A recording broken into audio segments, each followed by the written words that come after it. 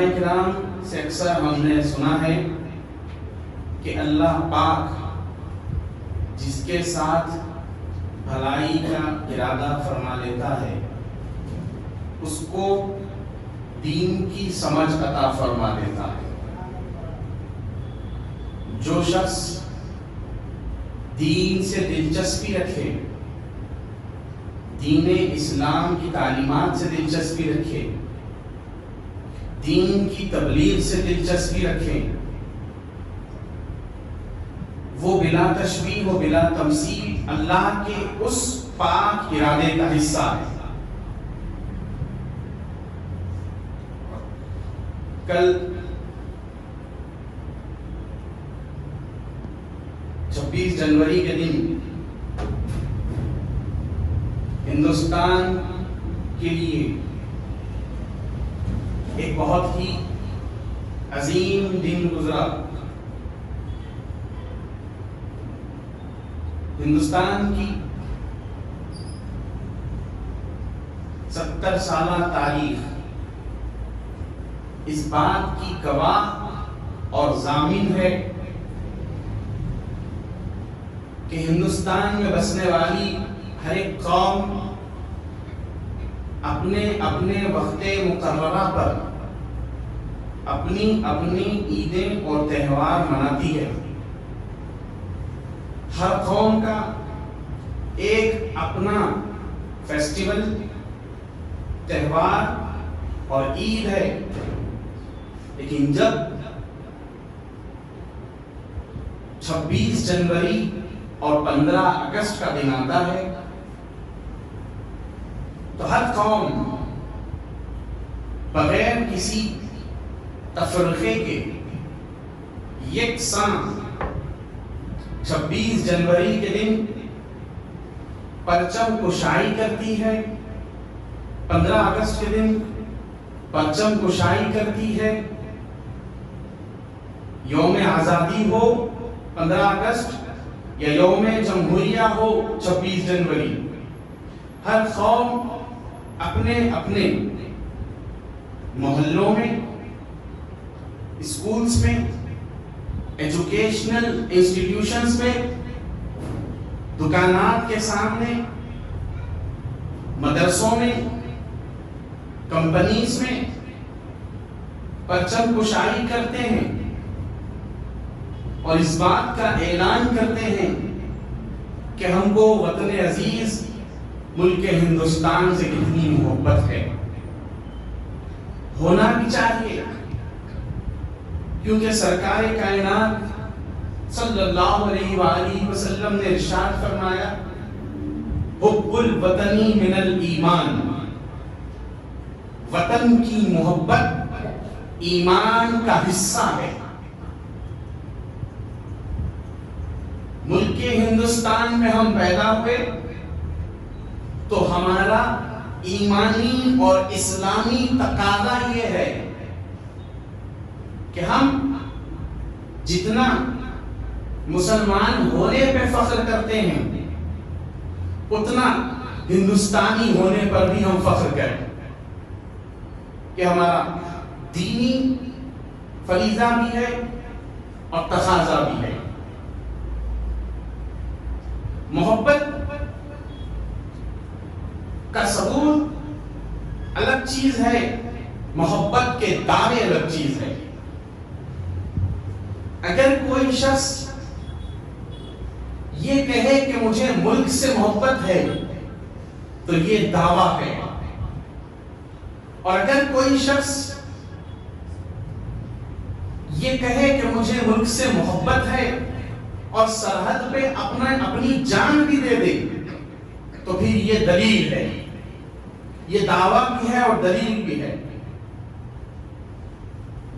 ملک ہندوستان تاریخ دنیا کا کوئی معمولی ملک نہیں ہے۔ جس ملک میں ہم اور آپ رہ رہے ہیں، اس ملک کے تعلق سے میرے اور آپ کے آقا حضور سرور کائنات صلی اللہ علیہ وآلہ وسلم نے ارشاد فرمایا تھا کہ اے لوگوں، مجھے ہند کی طرف سے یعنی ہندوستان کی طرف سے ٹھنڈی ہوائیں آ رہی ہیں. حضور کے زبان مبارک پر اس سرزمین کا نام آ جانا کوئی معمولی بات نہیں. حضور نے اپنی اس ملک سے محبت کا ثبوت کس طرح ہم کو دیا، میں آپ کو آگے بتلاؤں گا. میں بات کر رہا تھا محبت کا دعویٰ الگ چیز ہے، دلیل دینا الگ چیز ہے. کوئی کہے مجھے اسلام سے پیار ہے، لیکن جب بات اسلام پر جان دینے کی آ جائے، اسلام پر عمل کرنے کی بات آ جائے، تو پھر ہم پیچھے ہٹ جائیں. تو یہ صرف دعویٰ ہے اور وہ بھی جھوٹا.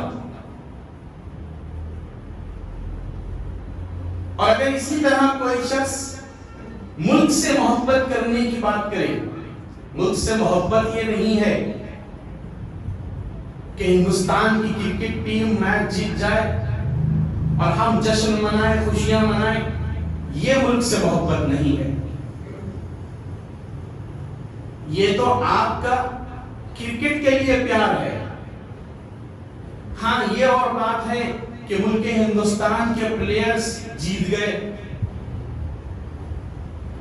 ہندوستان کا نام روشن کر رہے ہیں، ٹھیک ہے. لیکن ملک سے محبت یہ نہیں ہے کہ کرکٹ ٹیم اگر جیت جائے تو ہم خوشیاں منائیں، یہ ملک سے محبت نہیں. 26 جنوری کا دن آیا، یوم جمہوریہ، ہم نے فلیگ ہوسٹنگ کے ذریعے ملک سے محبت کا ثبوت دیا، بہت اچھی بات ہے. لیکن میں آپ کی فکر کو اور سننے والے تمام لوگوں کی فکر کو دستک دیتے ہوئے سوال کرتا ہوں کہ جس ملک میں تم رہتے ہو، اس ملک کی یوم جمہوریہ کی خوشی مناتے ہو، فلیگ ہوسٹنگ بھی کرتے ہو، یوم آزادی بھی مناتے ہو، فلیگ ہوسٹنگ بھی کرتے ہو، پرچم کشائی بھی کرتے ہو، ترانے بھی پڑھتے ہو، سب کچھ کرتے ہو. اگر اس ملک کی مٹی سے پیار نہیں ہے تو سب کچھ بیکار ہے. اسی ملک پر گندگی پھیلا رہے ہو، جہاں دیکھو وہاں کچرا پھینک رہے ہو، جدھر نظر ڈالو پان کی پیک تم کو نظر آ جائے گی، گٹکوں کا تھوک تم کو نظر آ جائے گا. یہ ملک سے محبت نہیں ہے. ایک طرف پرچم کشائی کر کے ہوا میں ہمارے جھنڈے کو لہرا کر تم محبت حب الوطنی کا ایمان کا حصہ ہے بلکہ اعلان تو کر رہے ہو، مگر ایک طرف تم اپنے ہی ملک میں گندگی پھیلا رہے ہو، جہاں نظر ڈالو گندگی ہی گندگی. گھروں سے پانی نکل رہا ہے، نالے بہہ کے جا رہے ہیں، کوئی صاف صفائی کا خیال نہیں. جھاڑوں کو کاٹ کے پھینک رہے ہیں، پہاڑوں کو توڑ رہے ہیں، ندیوں پہ مٹی ڈال رہے ہیں. اس ملک کی خوبصورتی نیچر ہے، ہندوستان کی خوبصورتی قدرت ہے. فارسٹ ختم ہوتے ہوئے نظر آ رہے ہیں، ندیاں ختم ہوتی ہوئی نظر آ رہی ہیں. ذخائر آب جہاں پر پانی پینے کا اکٹھا ہوتا تھا، اب وہ ختم ہوتے ہوئے نظر آ رہے ہیں. دن بدن ذخائر آب ہماری آنکھوں سے اوجھل ہوتے ہوئے نظر آ رہے ہیں. ترقی اچھی چیز ہے، ملک کو آگے لے جانا بہت اچھی چیز ہے، مگر اس ملک کی جو خوبصورتی تھی اس کو ختم کرنے سے کوئی ترقی نہیں کر سکتا. یاد رہے، جب جب انسان نے قدرت کے بنائے ہوئے قوانین اور قدرت کی بنائی ہوئی اشیاء کو ختم کیا، تب تک انسان نے خسارہ اور نقصان کے سوا کچھ حاصل نہیں کیا. پہلے کے لوگ کم بیمار پڑتے تھے، سالوں میں ایک آدھ بار، لیکن اب معمول ہو گیا سال میں 2-3 بار بخار آنا، وائرل ہونا، سردی ہونا، زکام ہونا، پیٹ میں درد ہونا، سر میں درد ہونا. کیوں؟ اس کی وجہ ہے نیچر کی بربادی، Axis of carbon dye oxide in atmosphere. بہت سی وجوہات ہیں، بہت سی وجوہات ہیں. خیر، یہ ایک حساس پہلو ہے، اس پر ہر اس شخص کو سوچنے کی ضرورت ہے جو ملک سے محبت کرنے کا دعویٰ کرتا ہے. جو اپنے ملک سے محبت کرتا ہے وہ اپنے ملک کو صاف ستھرا بھی رکھنا چاہیے. اس کو چاہیے کہ وہ خیال رکھے، کہیں پہ گندگی کر رہا ہے، کہیں پہ تو لوگ نہیں ہیں دیواروں پہ تھوکتے ہیں، لوگ نہیں ہیں کچرے کی پاکٹ گاڑی پہ رکھ کے لائے کونے میں پھینک دیے.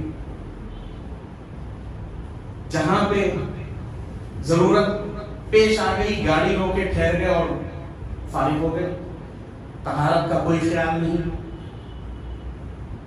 یہ سراسر اسلام کی تعلیمات کے بالکل برعکس ہے. کوئی شخص اپنا گھر جھاڑ کر کھڑکیوں سے کچرا پھینک دیتا ہے تو وہ مجرم ہے، گناہگار ہے. کوئی شخص اپنے گھر کا کوڑا کچرا اکٹھا کر کے کور میں ڈال کر اگر اس کو اپنی منزل تک نہیں پہنچاتا ہے جہاں اس کو پہنچنا چاہیے، سنسان جگہ دیکھتا ہے اور ڈال دیتا ہے، تو پھر وہ اسلام کی نظر میں، ملک کی نظر میں تو وہ گناہگار ہے، مجرم ہے، لیکن اسلام کی نظر میں وہ سب سے پہلے گناہگار اور مجرم ہے. اسلام نے 1400 سال سے تعلیم دی ہے کہ keep your surroundings neat and clean. آج جگہ جگہ پہ لکھا ہوا ہوتا ہے گندگی مت پھیلاؤ، تھوکو مت، کچرا مت ڈالو، ڈونٹ پاس یورین ہیئر. لیکن حضرت انسان ایک وہ واحد مخلوق ہے جس کو کوئی چیز سے روکو تو وہی کرے گا. یہ حضرت انسان کا خاصہ ہے کہ جہاں لکھا ہوا ہوگا do not pass urine here, وہیں پہ وہ ضرورت سے فارغ ہوگا. جہاں لکھا ہوگا ڈو ناٹ سپٹ، تھوکیے گا مت، وہ گٹکا اور پان کھائے گا وہیں تھوکے گا. GHMC کی گاڑیوں پہ لکھا ہوا رہتا، پتہ نہیں کون کون پڑھے کون کون نہیں پڑھے. Hyderabad is our city, let's keep it clean. شاید آپ بھی پڑھے ہوں گے. تو ان سب باتوں کا ہم پہ کوئی اثر ہونے والا نہیں. حضور صلی اللہ علیہ وآلہ وسلم نے ارشاد فرمایا حب الوطن من الایمان.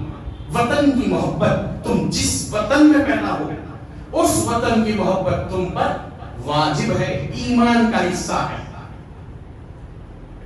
دوسری بات، حضور نے ارشاد فرمایا کہ جو شخص اپنے آپ کو مسلمان کہے اور مسلمان سمجھے تو اس کے لیے چاہیے کہ وہ پاکی کا خیال رکھے، کیونکہ پاکی، صفائی آدھا ایمان ہے.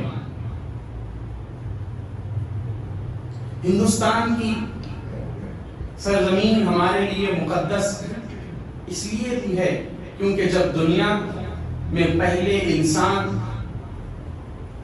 دنیا میں حضرت آدم علیہ السلام جب ان کی تشریف آوری ہوئی تو اللہ تعالیٰ نے اسی ملک کی سرزمین کا انتخاب فرمایا تھا. حضرت آدم کو نازل کرنے کا جب اللہ تعالیٰ نے ارادہ فرمایا تو اسی ہندوستان کی سرزمین کا انتخاب فرمایا. اور حضور پاک صلی اللہ علیہ وآلہ وسلم نے اپنے صحابہ سے ارشاد فرمایا کہ اے میرے صحابہ، مجھے ہندوستان کی طرف سے ٹھنڈی ہوائیں آ رہی ہیں۔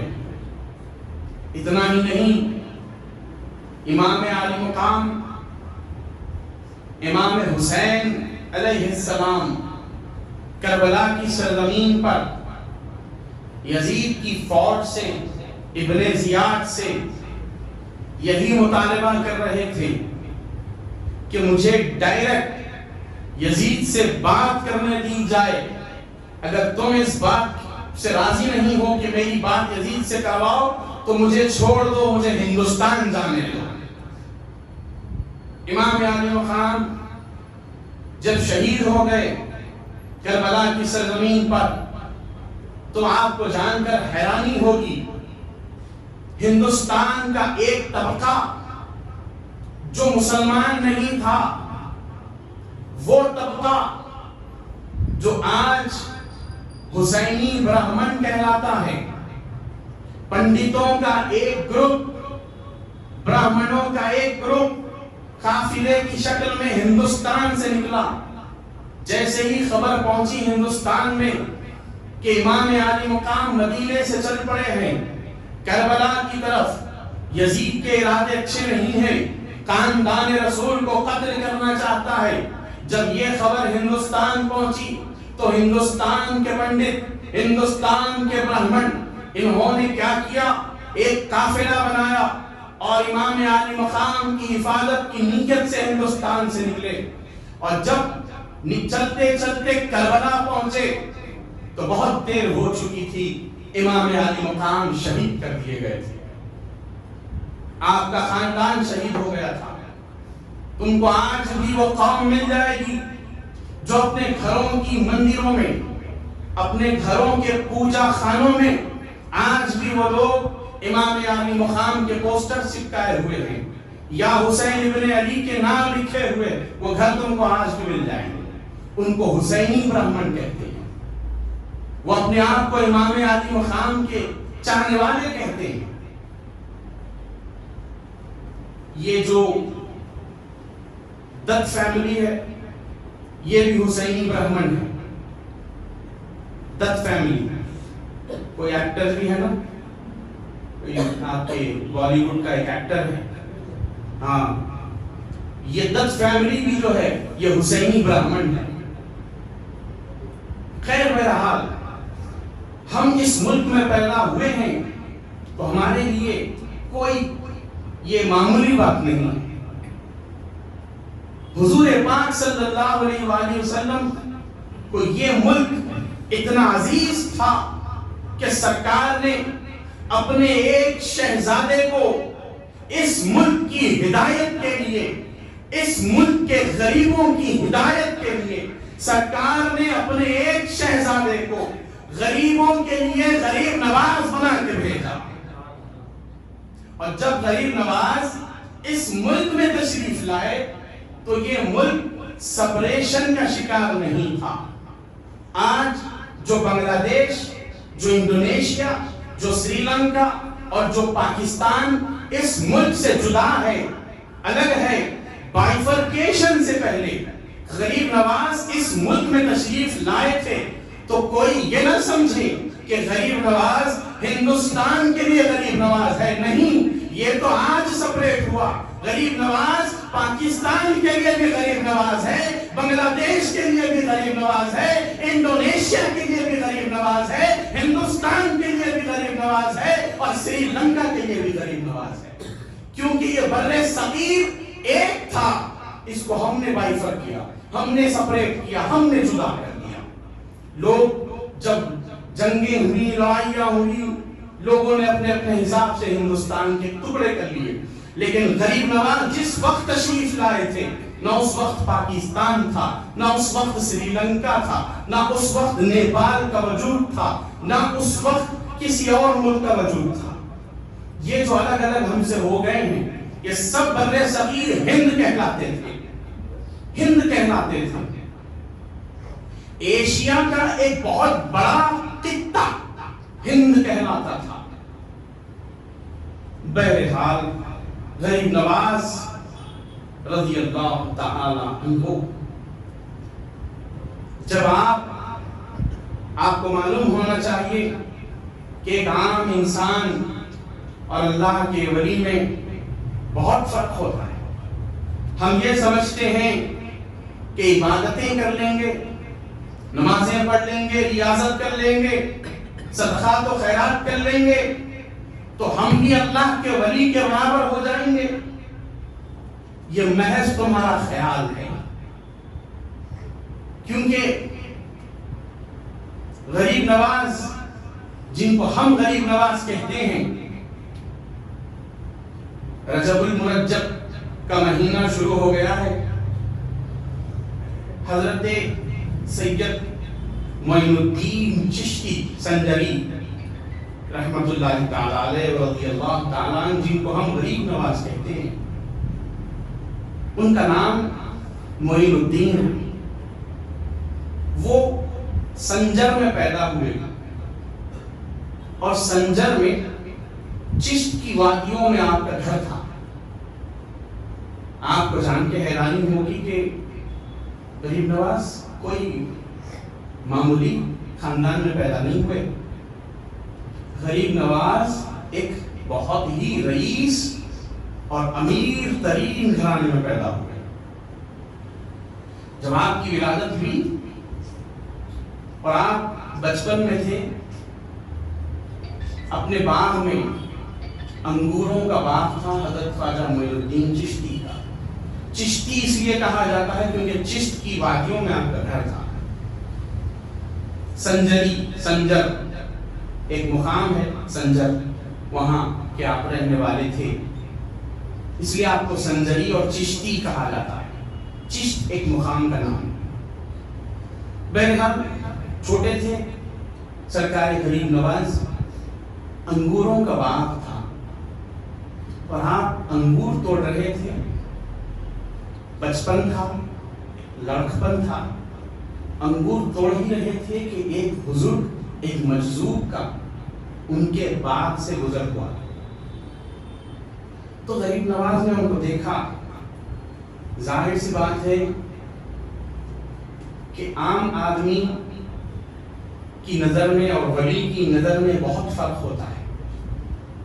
ہم کسی مجذوب کو دیکھتے ہیں تو کہ یہ پاگل ہے، اس کے قریب بھی نہیں جاتے، اس کو قریب بھی آنے نہیں دیتے. لیکن ایک ولی اگر کسی مجذوب کو دیکھ لے تو فوراً پہچان لیتا ہے کہ یہ کون ہے. تو مجذوب کو جب حضرت خواجہ معین الدین چشتی نے دیکھا، فوراً پہچان گئے، کیونکہ اللہ نے وہ نظر، وہ بصیرت و بصارت دے کر آپ کو پیدا فرمایا تھا. پہچان گئے، اس کے قریب گئے، ان کے قریب گئے. تو انہوں نے جیسے ہی سلام کیا، ابھی خواجہ معین الدین نے سلام ہی کیا تھا کہ وہ درویش، وہ مجذوب کہنے لگے، معین الدین تم اس کام کے لیے پیدا نہیں کیے گئے. بس اتنا ہی کہا، معین الدین تم اس کام کے لیے پیدا نہیں کیے گئے، تم کو اللہ تعالیٰ نے بڑے رتبوں سے نوازا ہے. اور وہ بزرگ کا نام تھا غالباً حضرت ابراہیم قندوزی رحمت اللہ علیہ. تو غریب نواز کو یہ جملہ اتنا اثر کر گیا کہ تم اس کام کے لیے پیدا نہیں کیے گئے. انہوں نے جب جوانی آئی حضرت غریب نواز کی تو انہوں نے پورا باغ بیچ ڈالا، سارا کا سارا باغ، ساری زمینیں بیچ ڈالی اور سارا مال جو رقم اس سے اکٹھا ہوئی وہ غریبوں اور یتیموں میں تقسیم فرما دیا. اور پورا مال تقسیم کرنے کے بعد نکل گئے اللہ کی رضا حاصل کرنے کے لیے. وہاں سے بڑے بڑے اس وقت کے، اس دور کے بڑے بڑے اساتذہ کرام سے آپ کا آمنا سامنا ہوا، ملاقاتیں ہوئی. لوگوں سے غریب نواز نے بہت سے لوگوں سے علم دین اور علم روحانیت کو حاصل کیا اور پھر سچے پیر کی تلاش میں نکلے. کرتے کرتے جب تلاش میں نکلے تو حضرت عثمان ہارونی سے، جن کو عثمان ہروانی بھی کہتے ہیں، آپ کی ملاقات ہوئی، آپ نے انہی کے دست اقدس پر بیعت فرمائی، اور اسی وقت حضرت عثمان ہارونی نے ان کی بیعت قبول کی، اور بر وقت حضرت معین الدین چشتی سے کہا کہ اب میری ذمہ داری ختم، مجھے کہا گیا تھا کہ ایک شہزادہ آئے گا جس کا نام معین الدین سنجری، حسن سنجری ہوگا، اور جب وہ آ جائے تو اس کو اپنی امانتیں دینا۔ تو حضرت عثمان ہارونی نے اپنی امانتیں دے دی اور کہا کہ میں تم کو اجازت بھی دیتا ہوں، خلافت بھی دیتا ہوں، امانت بھی دیتا ہوں، سب کچھ اپنا دے دیا۔ اور تبرکات تھے مولا کائنات کے سرکار دو جہاں صلی اللہ علیہ وآلہ وسلم کے، وہ تبرکات بھی دے دیے۔ اور پھر اس کے بعد غریب نواز کی دنیا بدلی، اور حضرت معین الدین چشتی سنجری رضی اللہ تعالیٰ عنہ حج کا ارادہ کر کے مدینہ گئے، مکہ گئے۔ جب خانہ کعبہ پہنچے، وہاں لوگوں نے دیکھا کہ اتنا خوبصورت نوجوان ہے، کہ کون ہے؟ ساتھ میں لوگوں کا ایک چاشنی تھی چہرے پر، ایک روحانی اثر تھا ان کی ہستی میں، لوگ ان کے پیچھے پیچھے چلنا شروع کر دیے، ایک جم غفیر جمنا شروع ہو گیا۔ مدینے میں خبر پہنچی کہ کوئی سنجر سے نوجوان آیا ہے، اس کے پیچھے پیچھے لوگ چل رہے ہیں، وہ ہر سوال کا جواب دے دیتا ہے، کتنا ہی پیچیدہ سوال کر لو اس کے پاس ہر سوال کا جواب ہوتا ہے، آخر یہ کون شہزادہ ہے؟ مدینے میں جب پہنچے، غریب نواز صحن مدینے میں بیٹھے ہوئے تھے، وہاں کے اس وقت 900 سال پرانی بات ہے، 9 صدیاں پہلی بات ہے، آج حضور کے روضہ انور کے اطراف و اکناف میں دیواریں اٹھا دی گئیں، جالیاں بنا دی گئیں، پردے ڈال دیے گئے۔ اس وقت مزار اقدس لوگوں کے لیے کھلا تھا، تو سرکار پاک صلی اللہ علیہ وآلہ وسلم کی مزار اقدس کی خدمت جس شیخ کو حاصل تھی، وہ شیخ اچانک دوڑتے ہوئے مزار اقدس کے باہر نکلے۔ جب باہر نکلے حجرے رسول کے، تو اعلان کرنے لگے کہ مجھے رسول اللہ صلی اللہ علیہ وآلہ وسلم کا بشارہ ہوا ہے، حکم ہوا ہے کہ مجمع میں معین الدین کون ہے؟ سرکار اس کو یاد فرما رہے ہیں، سرکار یاد فرما رہے ہیں، سرکار اپنی قبر انور میں ہیں، اور اس خادم کو حکم فرما رہے ہیں کہ معین الدین کو بلا کے لاؤ۔ تو 3 لوگ کھڑے ہوئے، اب وہ پریشان ہو گئے دربان کہ 3 لوگ کھڑے ہو گئے، پھر سرکار کے حجرے میں گئے، ادب سے ہاتھ باندھ کے عرض کرنے لگے یا رسول اللہ 3 لوگ کھڑے ہو گئے، کس معین الدین کو بلاؤ؟ تو آواز آئی کہ وہ معین الدین کو بلاؤ جو سنجر سے آیا ہے، وہ معین الدین کو بلاؤ جو سنجر سے آیا ہے۔ تو سرکار پاک صلی اللہ علیہ وآلہ وسلم کے حکم پر وہ دربان باہر نکلے اور کہا کہ وہ معین الدین اندر آ جائیں جو سنجر سے تشریف لائے ہیں۔ تو سرکار غریب نواز اٹھے اور سرکار کی بارگاہ میں اندر چلے گئے۔ جب اندر حجرے میں گئے تو حکم ہوا خادم کو کہ تم باہر نکل جاؤ، تم باہر نکل جاؤ۔ سرکار پاک صلی اللہ علیہ وآلہ وسلم اور غریب نواز اب حجرے میں اندر تنہا ہے، حضور کی مزار کے پاس سرکار غریب نواز ہے۔ حضور نے ارشاد فرمایا کہ سب باہر چلے جاؤ۔ میں علماء لکھتے ہیں، تاریخ گواہ ہے کہ کئی گھنٹے گزر گئے کہ سرکار غریب نواز حضور کی بارگاہ میں تنہا تھے۔ اس کے بعد غریب نواز نے جب باہر آنے کا ارادہ کیا تو لوگ ان کے چہرے کو تاب نہیں لا پا رہے تھے، آنکھوں سے آنسو جاری تھے، آپ کی داڑھی مبارک بھیگ چکی تھی، آپ کی آنکھیں لال ہو چکی تھی۔ غریب نواز جب باہر آئے تو ان کی کیفیت ہی بدل چکی تھی۔ اس کے بعد جب یہ واقعہ مشہور ہوا عرب کی سرزمین پر کہ مزار اقدس سے آواز آئی، سرکار نے شہزادے کو اندر بلایا، نہ جانے کہ کون سا اللہ کا ولی ہے۔